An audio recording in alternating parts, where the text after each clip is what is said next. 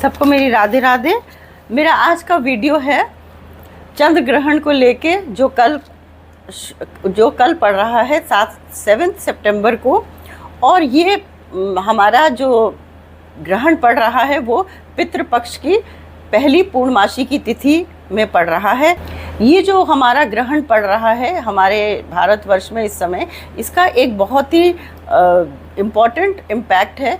ये दिखाता है जो हमारे पितृ हैं, हमारे पूर्वज हैं, जिन्होंने इस देश के लिए इस देश को आज़ाद करने के लिए जिन्होंने अपनी जान गंवाई, कई पीड़ाएं सही, कई तरीके से इन्होंने इस देश के लिए युद्ध किया और इस देश को उन्होंने 500 साल की गुलामी से आज़ादी दी है। वो इस देश की हालत देख के, इस देश की व्यवस्था देख के, इस देश में जो हाहाकार मचा हुआ है, ये देख के वो उनकी जो पूर्वज हैं वो अति पीड़ा में हैं। और ये जो दिख रहा है ये वो इस ग्रहण के द्वारा भगवान प्रस्तुत कर रहे हैं।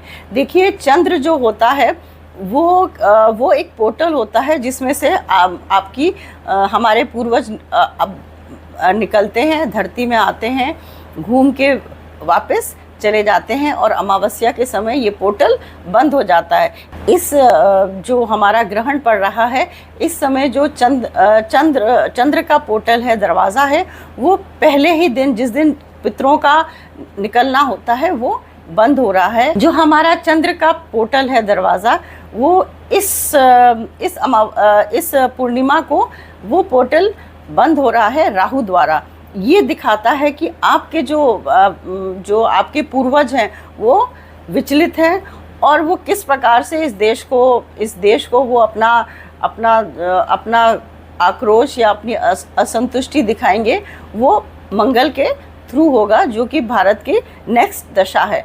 अब हम सभी जानते हैं कि जैसे श्री कृष्ण ने भागवत गीता में कहा था कि शरीर नाशवान है और आत्मा मरती नहीं है, और वो फिर आती और जाती रहती है। लेकिन आत्मा का क्या फॉर्म है? आत्मा के दो फॉर्म होता है। एक तो आत्मा होती है जिसका कारक सूर्य होता है, और उसमें कॉन्शियसनेस भी होती है जो कि हमारे प्लैनेट मून में रिप्रेजेंट करती है। मतलब जो हमारी हर सोल की कॉन्शियसनेस होती है जो कि चंद्र के पास रहती है।